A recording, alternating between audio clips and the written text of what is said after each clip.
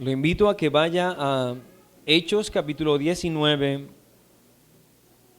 Hechos capítulo 19, que es donde nos encontramos, versículo 15. Vamos a anclarnos allí para iniciar. Hechos 19, 15. Pero respondiendo el espíritu malo dijo: a Jesús conozco y sé quién es Pablo, pero vosotros, ¿quiénes sois? El Señor nos guíe en la meditación de la palabra en esta mañana. El mundo angelical es sin duda un gran enigma para todos nosotros. Sabemos solo un poco por la Escritura de aquellos ángeles que guardaron su dignidad y que fueron bendecidos con una eterna santidad. Sabemos de ellos que alaban al Señor y le sirven, y que por mucho tiempo fueron los portadores de los mensajes de Dios en la antigüedad. Pero si nos es un poco velado los aspectos de los ángeles, lo es más aquellos que son conocidos como ángeles caídos o demonios. Aquellos que no guardaron su dignidad, sino que fueron sometidos entonces y guardados en prisiones de oscuridad, como lo señala la carta de Judas, que los evangelios nos muestran que tenían la capacidad de ejercer posesión sobre seres humanos y también por inferencia a lo que ocurre en Gadara, también posesión sobre algunos animales. Estas posesiones siempre fueron en detrimento de el ser poseído, siempre fueron para causar daño, y debemos reconocer que la Biblia nos muestra que estos demonios en realidad poseían cierto conocimiento, por lo menos de la majestad de Dios, de la autoridad de Cristo, y de que ellos estaban a la merced de la soberanía de Dios. Ir más lejos que esto, mis hermanos, puede ser caminar en senderos no revelados por nosotros. De lo contrario, estaríamos incurriendo, si queremos o insistimos en averiguar un poco más acerca de lo que la palabra de Dios nos revela a todos nosotros, podríamos incurrir en prácticas claramente condenadas por la Escritura, señaladas como ocultismo, como magia, como espiritismos.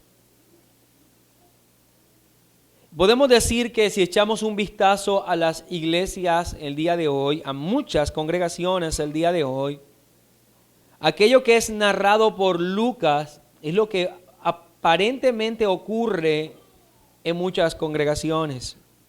Pero vamos a ser guiados por la palabra, vamos a ser guiados por los textos que tenemos por delante y reconocer un poco sobre este particular, y también, ¿por qué no?, dejar que la gloria de nuestro amado Señor Jesucristo sea exhibida en forma adecuada.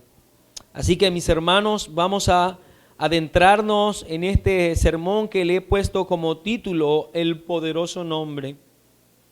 El poderoso nombre. Y con ello vamos a dedicarnos a tres cosas.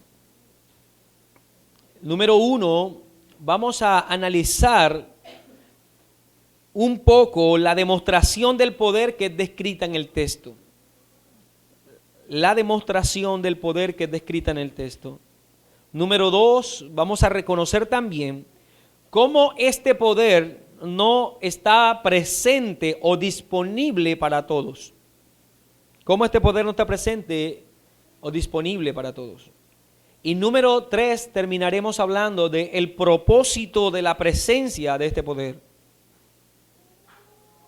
Si bien esto es lo que vamos a hacer, entonces el Señor nos ayude a tratar este tema, en el cual vamos a estar caminando, como decía en un inicio, en un sendero bastante corto, bastante estrecho, por la poca revelación que hay en cuanto a las Escrituras. Pero vamos a empezar por analizar entonces la demostración de poder descrita en el texto. Y con ello vamos a iniciar leyendo Hechos capítulo 19, versículo 11 en adelante. Dice, y hacía Dios milagros extraordinarios por mano de Pablo, de tal manera que hasta los pañuelos o delantales que habían tocado su cuerpo eran llevados a los enfermos y las enfermedades se iban de ellos y los espíritus malos salían. Dejemos hasta allí. Recordemos que el apóstol Pablo se encuentra en Éfeso.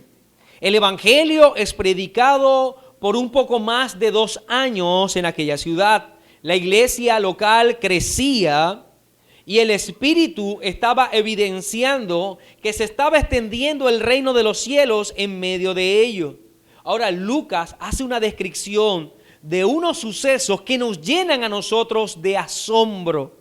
Milagros extraordinarios son las palabras que leemos en el texto. Y quien, recuerde, está documentando es un médico, así que lo está haciendo con todo el ojo clínico, analizando adecuadamente los sucesos y dice que es algo extraordinario.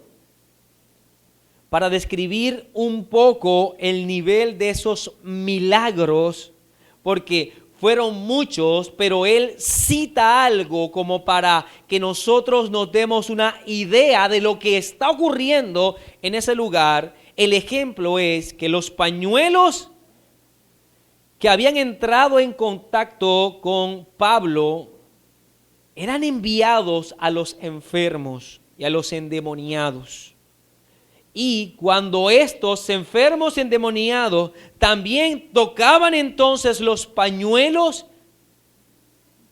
estos eran sanados y eran liberados. En realidad es algo sobrenatural.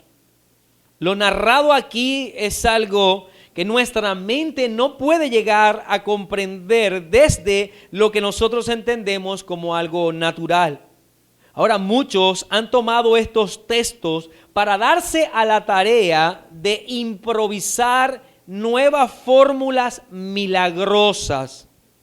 Hoy es muy común ver el desespero de las multitudes por recibir un milagro de parte del Señor, pero también vemos el abuso por parte de aquellos que se consideran a sí mismos como los portadores del poder para realizar dichos milagros. Basta que usted eche una mirada el día de hoy a las distintas redes sociales y se dará cuenta que todo eso en realidad no produce en el creyente sino vergüenza. La creatividad de estos hombres milagreros en el ejercicio de su labor no tiene ningún tipo de límites. Algunos consideran y enseñan que pueden ellos pintar cuadros y luego ser vendidos. Y aquellos que compren esos cuadros en sus casas van a recibir milagros. Otros, podemos nosotros decirlo con cierto asco incluso, dicen que portan una saliva milagrosa. Y van de lugares en lugares dándoles a beber a los incautos para recibir los milagros. Y eso solo citando un ejemplo porque son interminables, mis hermanos, interminables las acciones de estos hombres que procuran ellos hacerse ver con la capacidad de hacer milagros. Y mucho de ello está anclado, respaldado aparentemente por lo que acabamos nosotros de leer. Consideran al ver estas líneas que el apóstol Pablo en realidad estaba siendo creativo a la hora de impartir esos milagros. Pero mis hermanos, permítame reconocer algunas características del poder descrito en el texto y poder con ello reconocer también cómo se aleja de toda práctica que el día de hoy se pretende señalar como milagrosa y más aún como que viene de parte de Dios. Cuando en realidad lo único que podemos señalar es que todo este tipo de prácticas abre una puerta al ocultismo, la hechicería, el satanismo y todo tipo de prácticas que no llevan a la piedad, sino que son conducidos por el mismo Satanás. Así que permítame, mi hermano, entrar entonces en este particular. ¿Cuáles son entonces las características del poder descrito en el texto? Número uno es que Dios es quien realiza estos milagros y no los hombres. El texto en forma clara dice, y hacía Dios milagros extraordinarios. No hay oportunidad de malinterpretar esta afirmación de Lucas. Es muy cuidadoso al decir que es Dios. La única forma es torciendo la escritura para que diga algo que en realidad no dice, a manera de pretexto para una práctica como esta. No se trataba del apóstol Pablo. No había virtud alguna en Pablo o capacidad para hacer tal cosa. En realidad, el hombre no tiene la capacidad de obrar milagros por una sola razón, mi hermano, porque somos criaturas hechas, sujetas a las leyes de un mundo que también es hecho por Dios. Tú y yo estamos sujetos a las leyes que Dios mismo ha establecido en este mundo, leyes naturales que gobiernan nuestra vida. Dios no nos hizo seres sobrenaturales, somos naturales. No hay en nosotros grandes capacidades particulares que obren en contra de las leyes mismas establecidas por Dios en este mundo en el cual estamos sujetos a Él. Ninguno de nosotros puede volar, así lo quiera. Así lo desee, no puede. ¿Por qué? Porque no fuimos creados para eso. Pero usted puede ver un ave que vuela y usted nos dice es un milagro. No, ellos fueron hechos naturalmente para hacer eso, para volar. Por lo tanto, fuimos creados en la condición natural, sujetos a algo natural, unas leyes establecidas para nosotros y nos movemos en ella. Por lo tanto, los hombres no tienen la capacidad de obrar o tener acciones sobrenaturales, aunque con esto se le caiga todo el andamiaje a muchos por allí. Ninguno de nosotros. Este texto nos muestra obras gloriosas, nos muestra obras milagrosas, extraordinarias, pero todas ellas son atribuidas no al hombre, sino a Dios. Dios es el que obra milagrosamente, porque solo aquel que tiene el poder de crear de la nada puede actuar en esta forma, en una forma sobrenatural. Y eso es un milagro, el operar sobrenatural de Dios al permitir un acontecimiento, aunque éste sea contrario a las leyes naturales que ese mismo Dios estableció. Él es el único con la capacidad de romper momentáneamente las leyes que Él ha establecido con propósitos específicos, mas no a capricho. Pedro caminó sobre las aguas. Pero, ¿por qué caminó Pedro sobre las aguas? ¿No fue Cristo quien le dijo que caminara?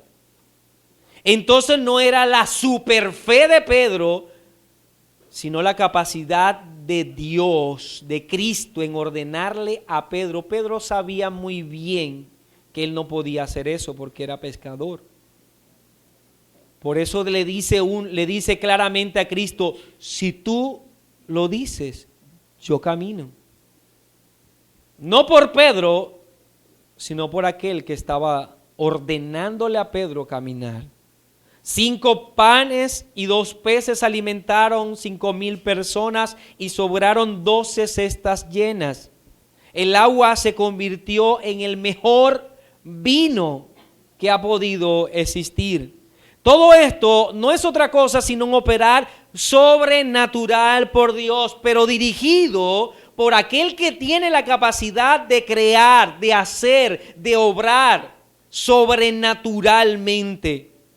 Como dice Pablo en Romanos 4:17, aquel que llama las cosas que no son como si fuesen. Pero esto se le atribuye solo a Dios, no a hombre alguno. Usted puede decir que es de noche y lo único que puede ser señalado es de loco. Porque no será noche porque usted lo declare, o porque usted lo diga. Aquellos que se atribuyen el obrar milagros por sus propias capacidades mienten. Recordemos las palabras de Pedro. Recuerde que fue citado por el Sanedrín porque ellos levantaron aparentemente desde la vista de todos a un paralítico en la puerta del templo. Y fueron citados todos allí para rendir entonces informe. Hechos capítulo 3, versículos 11 y 12, estas son las palabras de Pedro. Mientras el cojo que había sido sanado tenía asidos a Pedro y a Juan, todo el pueblo atónito concurrió a ellos al pórtico que se llamaba de Salomón. Al ver esto, Pedro habló al pueblo: israelitas, ¿por qué os admiráis de eso? ¿O por qué ponéis los ojos en nosotros como si por nuestro poder o piedad hubiéramos hecho andar a éste? Claramente Pedro está diciendo que ellos no tienen ni la capacidad ni la piedad suficiente para hacer ello. Que no pongan la mirada en ellos porque no fueron ellos. Versículo 16. Por la fe en su nombre, hablando del nombre de Cristo, a este que vosotros veis y conocéis, lo ha confirmado su nombre. Y la fe es por él, la fe que es por él ha dado, a este, está completa sanidad en presencia de todos vosotros. No sé qué estoy leyendo. Y la fe que es dada a este es la que obró completa sanidad a este que vosotros veis. Todo creyente debe entender, mi hermano, que el único capaz de obrar milagros es Dios, no los hombres. Y eso lo entiende y lo debe comprender todo creyente. Caer en esa pretensión de que tú y yo tenemos un poder tal es elevarnos a una categoría que no ha sido dada a ninguno de nosotros. De manera que esto es lo primero que el texto reconoce: Dios es el que obra milagros. Permítame decir algo más. Número 2, Dios actúa en algunos momentos usando como medio a algunos hombres. Dios actúa en algunos momentos usando como medio a algunos hombres. Dice el texto nuevamente el 11, y hacía Dios milagros extraordinarios por mano de Pablo. El texto reconoce que el medio empleado por Dios para hacer notorio su poder y deidad algunas veces es el hombre. Y en este caso particular es Pablo. Ahora, es necesario que enfaticemos en la expresión algunas veces, pues Dios no necesita del hombre para obrar milagrosamente. La intervención humana en algunos milagros es meramente pasiva, no son el agente creador del milagro. Ellos, a la verdad, actuaron entendiendo siempre que el poder era de Dios y estaban sujetos a lo que el Señor les pedía que hicieran. vamos a ver que todo aquel que fue siervo de Dios y que por medio de él, que fue usado como un medio para manifestar la grandeza de Dios, nunca se reconocieron a sí mismos como los agentes operantes del milagro, sino que era Dios quien lo hacía y que ellos no eran más que siervos. La capacidad siempre fue de Dios, no del hombre, y en su soberanía ha determinado, ha querido en algunos momentos manifestarse a través de ciertos hombres, pero en ellos no hay tal poder. Consideremos al gran Elías. Yo creo que no podríamos tomar a nadie más del Antiguo Testamento. ¿Cómo se describe grandes tiempos de milagro mientras él realizaba su ministerio público, mientras él cumplía su labor?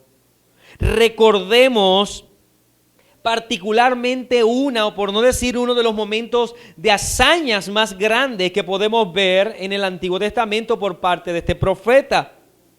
Él se acerca a 400 profetas de Baal, recuerdan, y los reta de que oren y pidan al Señor, a su Dios, a Baal, y él al Dios Jehová de Israel, para ver cuál de los dos hacía llover fuego del cielo. Y aquel que contestara, ese debía ser adorado. Cualquiera de nosotros podría pensar, wow, qué fe la de este hombre. Y cuando leemos los sucesos decimos, de verdad, hay mucha fe en este hombre. Y ha sido tomado este texto para hablar de esa super fe. Primera de Reyes, capítulo 18, versículo 30. Entonces dijo Elías a todo el pueblo, acercaos a mí. Después de que Baal no contestó y pasaron toda la mañana y parte de la tarde esperando a que cayera fuego del cielo, él se burla de los profetas y de Baal de paso. Dice, acercaos a mí, todo el pueblo se le acercó y Elías arregló el altar de Jehová que estaba arruinado. Tomó 12 piedras conforme al número de las tribus de los hijos de Jacob, al cual había sido dada palabra de Jehová diciendo, Israel será tu nombre. Y edificó con piedras un altar al nombre de Jehová. Después hizo una zanja alrededor del altar en que cupieran 2 medidas de grano. Preparó la leña, cortó el buey en pedazos, lo puso sobre la leña y dijo, llenad 4 cántaros de agua y derramadla sobre el holocausto y sobre la leña. Hacedlo otra vez, dijo, y lo hicieron otra vez. Hacedlo otra vez, dijo de nuevo, y lo hicieron la tercera vez. Versículo 35. De manera que el agua corría alrededor del altar y también se había llenado de agua la zanja. Cuando llegó la hora de ofrecer holocausto, se acercó el profeta Elías y dijo, Jehová, Dios de Abraham, de Isaac y de Israel, sea hoy manifiesto que tú eres Dios en Israel. Y escuche, que yo soy tu siervo y que por mandato tuyo he hecho todas estas cosas. Los milagros no se mueven en la ocurrencia de los hombres, sino en el poder de Dios. Y si hay un vehículo o un medio humano, ese obrar debe ser en obediencia a lo que Dios ha dicho que va a ocurrir. Así que este poderoso milagro no es por la fe del profeta, sino porque él obedeció a lo que Dios dijo y Dios hizo lo que dijo que iba a hacer. Entonces, ¿el autor del milagro es Elías o es Dios? Es Dios. Él ordena y sus siervos obedecen plenamente, y podemos nosotros, por inspiración entonces del texto, reconocer que lo que está ocurriendo en el relato no es una ocurrencia del apóstol Pablo, es algo divinamente inspirado y que debía ser obedecido. En Números capítulo 20, versículo 7, nos muestra claramente que no se trata del siervo, ¿quién más capacitado que Moisés?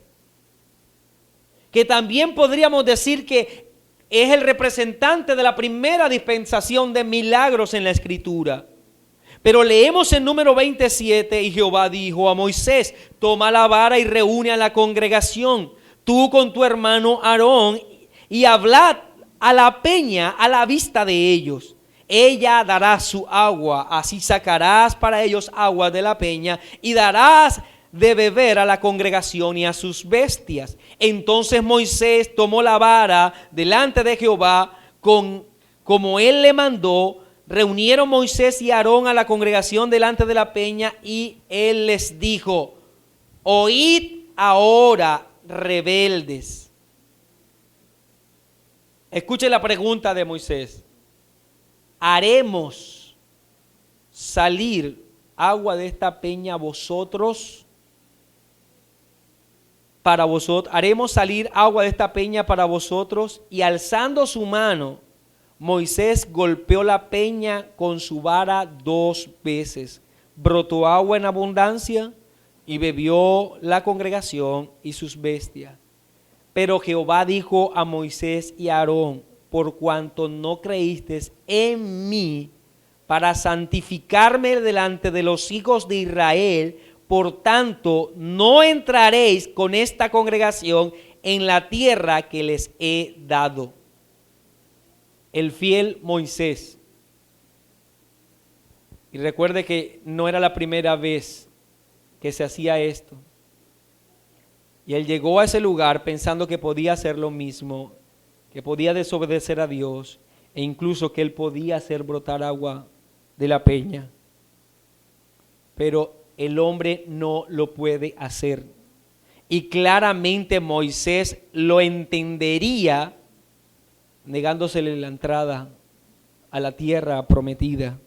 Dios obra y usa a sus siervos, quienes en plena obediencia deben obrar según las ordenanzas de Dios. Por tanto, el texto no se trata de Pablo diciendo que recogieran el sudor con pañuelos y después se lo llevaran entonces a otros para ser sanados, porque eso se le ocurrió a él. No actuaba movido por sus impulsos, deseos de grandeza, como ocurre el día de hoy en algunos charlatanes. Se trata de Dios guiando a sus siervos, Dios ordenando lo que deben hacer en divina inspiración. Y esa es la demostración del poder de Dios. Ahora pasemos al segundo punto, que es reconocer también cómo este poder no está presente en todos. Cómo este poder no está presente en todos. Hechos capítulo 19, versículo 13 en adelante. Pero algunos de los judíos, exorcistas ambulantes, intentaron invocar el nombre del Señor Jesús sobre los que tenían espíritus malos, diciendo: os conjuro por Jesús, el que predica Pablo.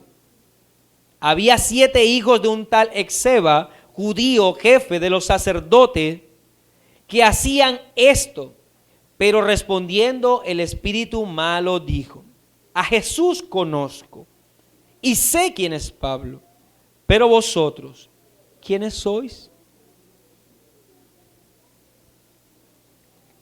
Lucas describe entonces primero hechos poderosos dirigidos por Dios, y luego pasa a esto en particular, mi hermano.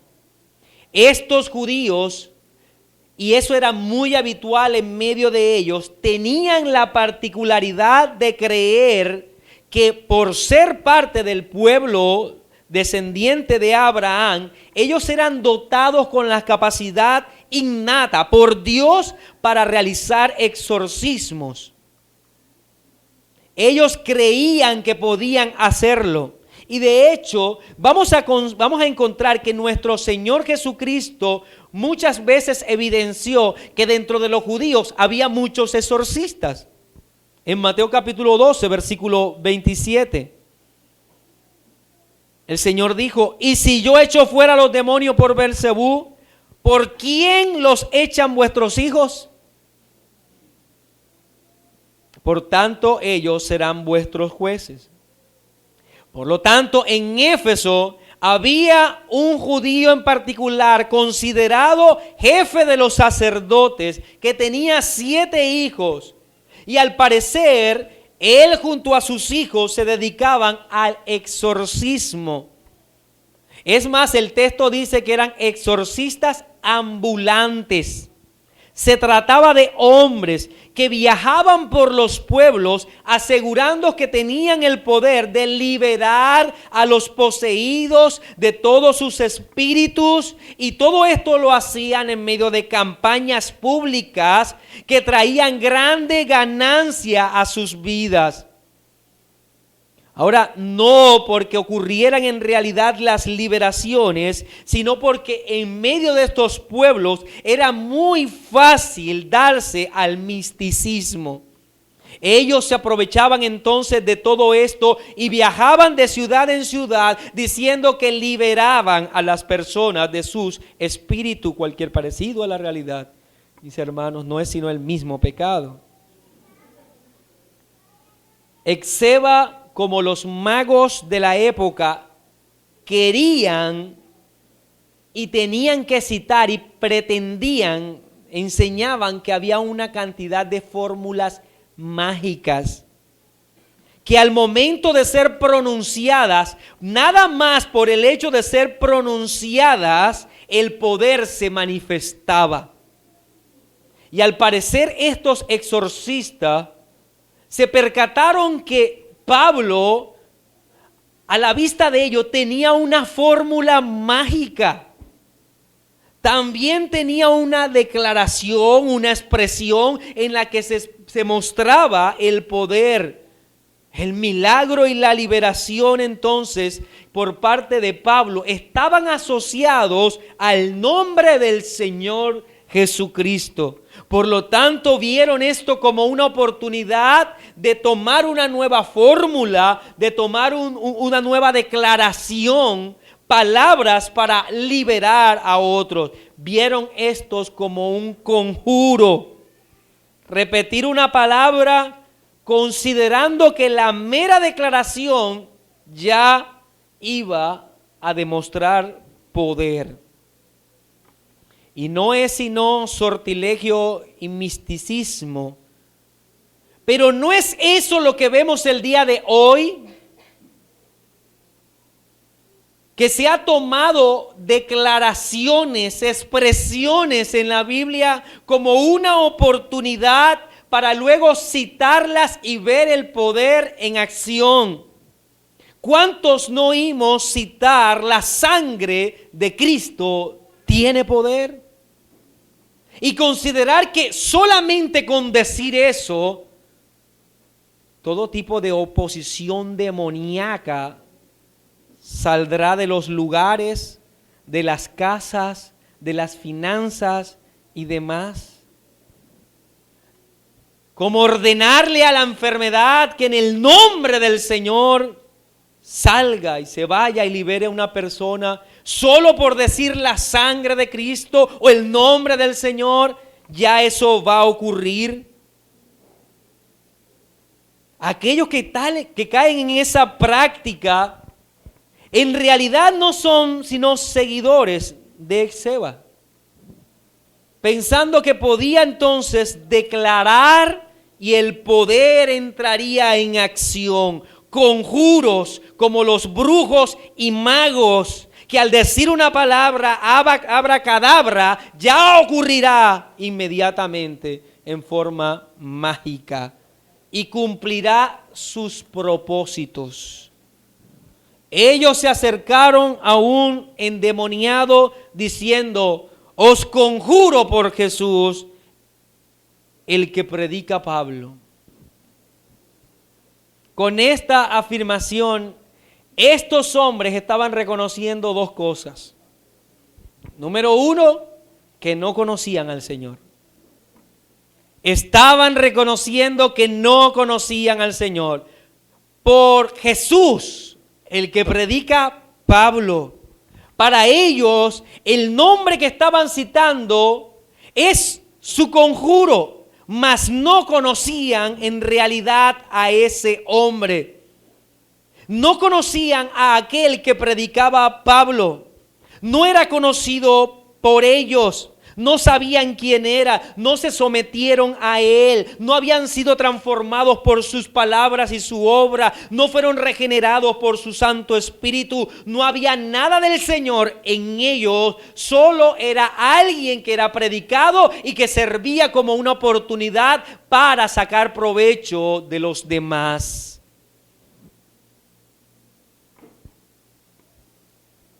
Algunos pueden citar el nombre del Señor.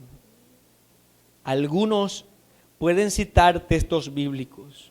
Algunos pueden asegurar, hablar en nombre de Cristo, señalar aquí y allá el nombre del Señor, pero no le conocen, no saben nada de Él, no le han visto, no le aman, no son siervos de Él. Por lo tanto, todo aquel que utiliza el nombre del Señor sin haber experimentado la obra salvadora de ese Señor es un charlatán y pretende usar al Señor para sus sucios fines. ¿Cuántos nos citan en sermones al Señor? Dicen el nombre del Señor a manera de conjuros y la repiten y repiten y repiten su nombre sin saber nada de Él, solo esperando que el destello de poder se haga evidente, solo esperando que el lugar evidencie el poder que ellos están invocando a manera de magia. El Señor mismo advirtió sobre los tales cuando dijo: no todo el que me dice Señor, Señor entrará en el reino de los cielos, sino el que hace la voluntad de mi Padre que está en los cielos. Muchos me dirán en aquel día: Señor, Señor, ¿no profetizamos en tu nombre? Y en tu nombre echamos fuera demonios, y en tu nombre hicimos muchos milagros. Entonces les declararé: nunca os conocí, apartaos de mí, hacedores de maldad. No conocían al Señor, pero lo peor es que el Señor no les conocía a ellos. No pensemos que porque se cita un texto bíblico, porque se dice el nombre del Señor, ya es algo piadoso, mi hermano. El mismo diablo, recuerden, se acercó no en sus palabras al Señor Jesucristo, sino usando la palabra de Dios. Así que consideremos, ellos no conocían al Señor, pero número 2, también declaraban con esto que no le servían. Reconocían que Pablo sí era un siervo del Señor, el que predica a Pablo. Él le sirve al Señor, pero ellos no predicaban a Cristo. Ellos no estaban interesados en predicar de Él, estaban interesados en vivir de Él, que es diferente. Y el Señor prometió a sus discípulos que esas señales seguirían a los que creen. Pero no se trata de creer que se puede obrar milagro. El texto no es: estas señales seguirán a los que creen, que podrán haber señales que lo sigan. El texto es: estas señales seguirán a los que creen en Él. Los que creen en su poder, los que creen en su capacidad para hacer lo que debe hacer el discípulo. No es otra cosa sino predicar el evangelio. Pues recuerde, esta declaración de estas señales seguirán a los que creen está dentro del marco de la comisión dada en el evangelio de Marcos, cuando se le ordena que prediquen el evangelio. Aquellos que eran sus siervos, aquellos que darían la vida por su reino, por la extensión de pero estos hombres no servían al Señor, servían a sus propios intereses, aunque citaran el nombre del Señor. Mis hermanos, pareciera que estuviéramos abriendo una ventana a lo que vivimos en medio de nuestra cotidianidad el día de hoy. Ellos no conocían al Señor. Y el texto sigue diciendo: pero respondió el espíritu malo, dijo: a Jesús conozco, y sé quién es Pablo, pero vosotros, ¿quiénes sois? Vemos entonces al demonio usar a su poseído para hablarle a estos charlatanes y evidenciar que él sabía más de lo que ellos sabían acerca del Señor Jesucristo. Esto no es nuevo, pues aún encontramos en los evangelios cómo los espíritus manifestaron públicamente, en forma audible, lo que entendían y lo que conocían. Eran poseídos hombres y eran vehículos ¿para qué? Para que el demonio entonces hablase, y en los evangelios encontramos eso. Y por lo menos en este texto que acabamos de leer, la respuesta de este demonio es digna de ser estudiada. Al momento de escuchar la fórmula mágica, os conjuro por Jesús, el que predica Pablo, el demonio responde entonces dos cosas. A Jesús conozco. La palabra empleada allí en el griego es la palabra ginosko, con K. Y lo que traduce es reconocer en forma innata. Reconocer en forma innata. Que se trata de un conocimiento establecido en forma innata. También hace referencia a conocer algo con absoluta certeza.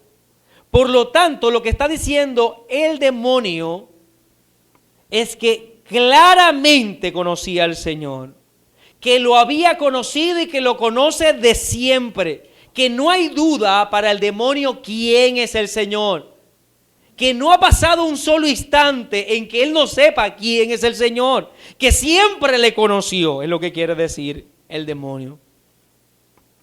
Recuerde la respuesta que le dio el endemoniado de Gadara al Señor en Mateo 8:23, y clamaron diciendo: ¿qué tienes con nosotros, Jesús, Hijo de Dios? ¿Has venido acá para atormentarnos antes de tiempo? Entonces claramente este demonio sabía y respondió: siempre le he conocido. A Jesús siempre le he conocido. Pero lo segundo es: y sé quién es Pablo. Y hay un juego de palabras muy interesante allí, porque aquí la expresión es epistama, que traduce adquirir un conocimiento, oír entendiendo algo en forma evolutiva. Note entonces lo que está diciendo este demonio, diciendo que al Señor Jesús siempre ha conocido, pero que a Pablo lo ha ido conociendo, que ahora está adquiriendo el conocimiento de quién es Pablo. Por lo tanto, él dice: a Jesús siempre he conocido y a Pablo le estoy conociendo. El demonio está evidenciando la eternidad de Cristo y la temporalidad de Pablo. La eternidad de Cristo y la temporalidad de Pablo. Cómo Cristo es Dios por encima de él y que siempre ha sido, que no ha dejado de ser, pero Pablo sí empezó a ser. Pablo es su siervo. Pablo se hace ahora su enemigo y ahora él le está conociendo. Una respuesta clara de parte de este demonio acerca de la posición de Cristo y la posición de Pablo. Es evidente, mi hermano, que en la medida que la iglesia afirme su ataque contra el pecado, contra el mundo y contra Satanás, tendrá la enemistad del mundo de las tinieblas. Es evidente. Aquellos que hacen parte de ella, aquellos que solo son condenados, aquellos que trabajan para los intereses de Satanás, en realidad no van a revestir importancia para los demonios. no habrá importancia para ellos. Cristo dijo, no conozco a los charlatanes. Y este demonio dijo, sé muy bien quién es el Señor y sé quién es Pablo. Pero vosotros, ¿quiénes sois? Es sin duda o estamos sin duda frente a una expresión de desprecio, diciéndole, ¿y ustedes quiénes son? Quieren negar algún tipo de valor. El demonio niega algún tipo de valor en ello, como diciendo, pero ustedes no son nada para mí. Ustedes no son nada. Las palabras que salían de la boca de estos hombres no son nada. ¿Por qué? Porque no provienen de corazones regenerados, corazones que el Señor ha transformado. No contaban con la gran comisión. Ellos no estaban siendo ordenados por Cristo para hacer esta labor. Por lo tanto, aunque aparentemente presentaban esa fórmula mágica en sus bocas, no era nada. Ellos no podían oponerse a los intereses de Satanás y de los demonios. El nombre de Cristo, mi hermano, es y seguirá siendo poderoso. Pero en los labios de un impío, ese nombre no es nada. No servirá para cambiar su realidad, no servirá para liberarle, no servirá para oponerse al mundo de las tinieblas, porque él mismo, el impío, vive en función del mundo de las tinieblas.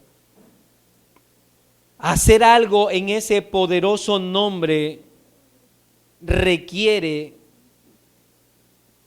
de humillación ante él. Requiere de humillación ante ese Dios.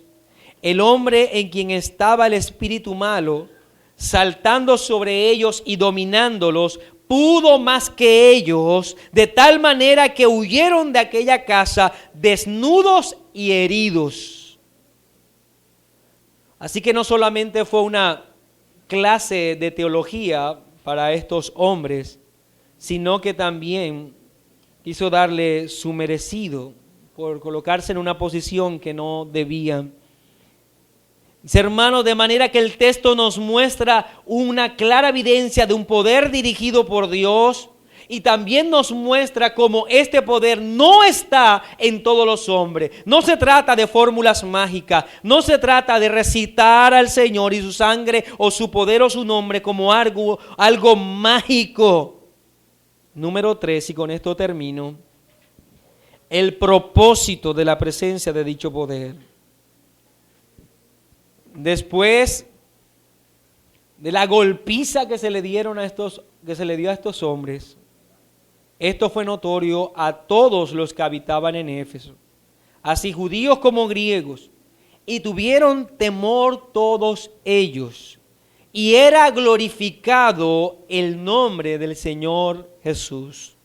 Todo lo que ha ocurrido en la iglesia, desde el advenimiento del Espíritu Santo en Jerusalén hasta este momento en Éfeso, todo lo que ha ocurrido, ya sea momentos de paz y prosperidad o momentos de persecución, ya sea que la iglesia se ha enfrentado, la iglesia sea liberada, no importa, todo lo que ocurre a la iglesia, todo lo que ocurre tiene un solo propósito: glorificar el nombre del Señor.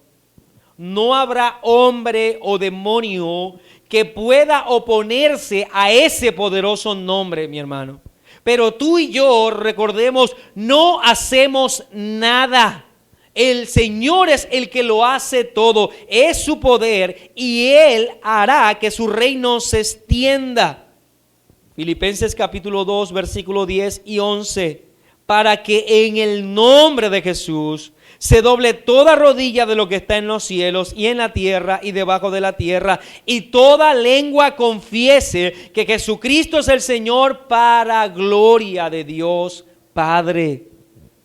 Mis amados hermanos, nosotros no necesitamos estar deseando ir por este mundo haciendo milagros.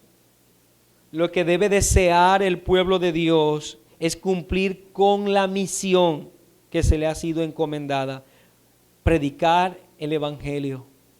El Señor obrará milagrosamente conforme a su santa voluntad, como Él lo quiera, no en virtud a nosotros, sino por su sola gracia. Él hará conforme a su parecer.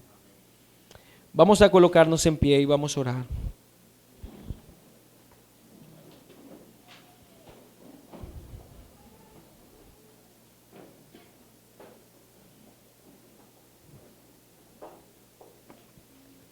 Mis hermanos, nosotros hemos sido criados, educados, formados en medio de una sociedad altamente mística, y el misticismo ha permeado la iglesia.